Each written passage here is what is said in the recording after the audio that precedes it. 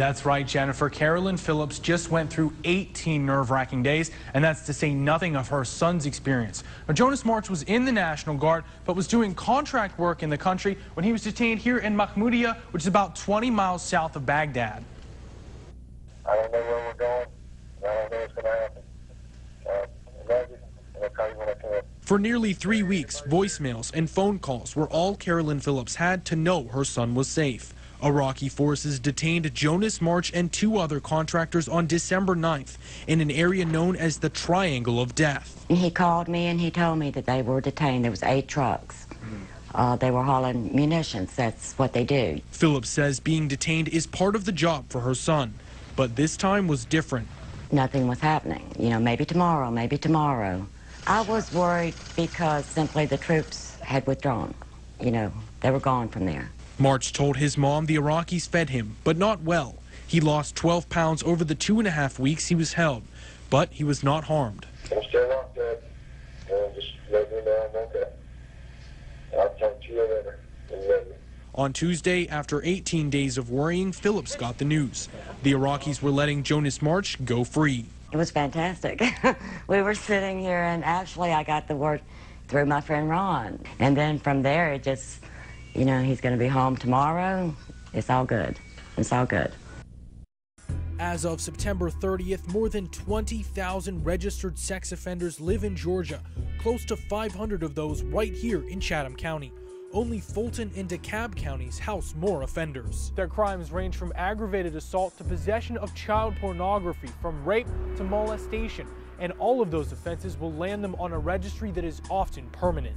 Georgia splits offenders into 3 levels of severity. Level 1 offenders are considered a low sex offense risk with little chance of offending again.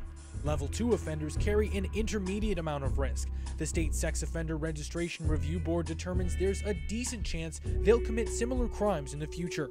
And Level 3 offenders present a clear risk to their communities. They are known as sexually dangerous predators. According to the Sheriff's Office, Chatham County is the home to about 10 sexually dangerous predators, including 3 in a 1 square mile area here in Midtown Savannah, from Abercorn Street, 1.5 miles east, to Palm Avenue. From here on East Anderson Street, south to Victory Drive. William Walter Frick on the 2400 block of Abercorn Street, convicted of child molestation in 1993. Major Lee Wright Jr., 1600 block of Ott Street off of East 33rd, another convicted child molester. And Lovett Leonard Foster, who lives on the 1600 block of East 35th. The 31-year-old was convicted on aggravated assault charges 6 years ago. Along with those 3, 19 level 2 offenders live in this small slice of Savannah, plus a 20th whose risk level hasn't been determined yet. In 2008, Dennis Marion Johnson was convicted of open and gross lewdness in Nevada. He now lives on the 1100 block of East 32nd Street. A handful of Chatham County's 480 registered offenders have not been assigned a reoffense risk level yet, but their crimes are often just as serious. Take, for example, Jason Ainscoe. His crime, sexual exploitation of children. The 30-year-old lives in Thunderbolt on the 2300 block of Downing Avenue. In Savannah, Nick Paradise, Fox 28 News at 10.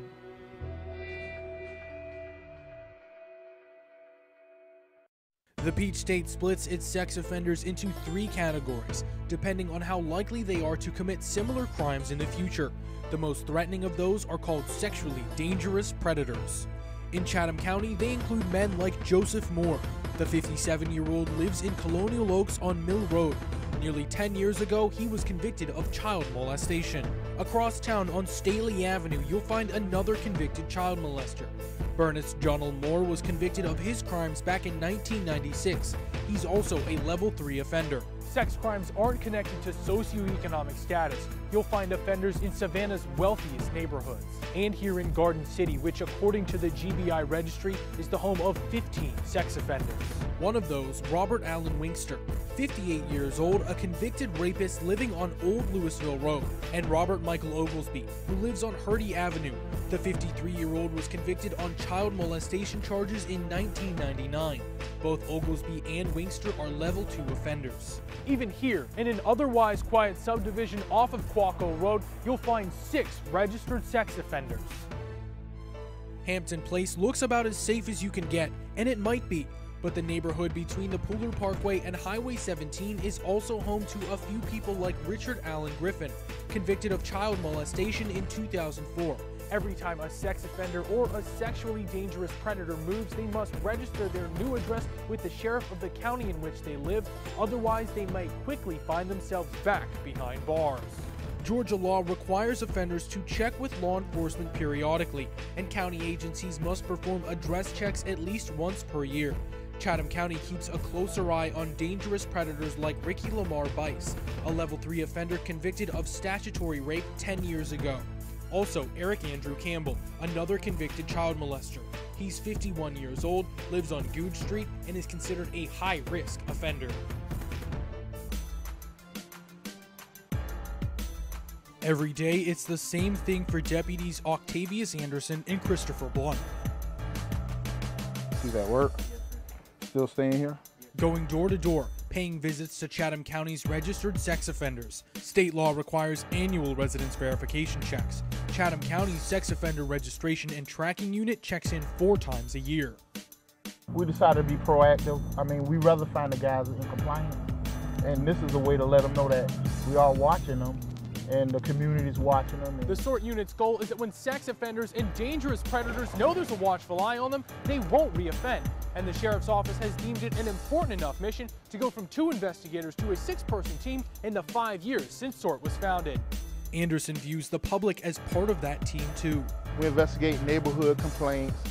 We investigate email complaints. Anything we get from citizens, we take it seriously and we go out and actively follow up on it. Right now, all of Chatham County's offenders are accounted for. But that's not the case everywhere. In some nearby counties, sex offenders have absconded, picking up and moving without registering their new address. Take a look at these pictures and maybe you can help authorities track them down. Screven County issued an arrest warrant for Richard Edward Slusser just last week. He's been convicted on attempted rape charges. His last known address was on Aaron Court in Sylvania. Timothy Paul Hitchcock was convicted of attempted transfer of obscene materials to minors in 1998. The McIntosh County Sheriff's Office has his last address in Darien, but he's been in the wind since 2009. Pedro Vasquez Jr. has been labeled an absconder since 2007. His last known address in the Sandhills community in Long County.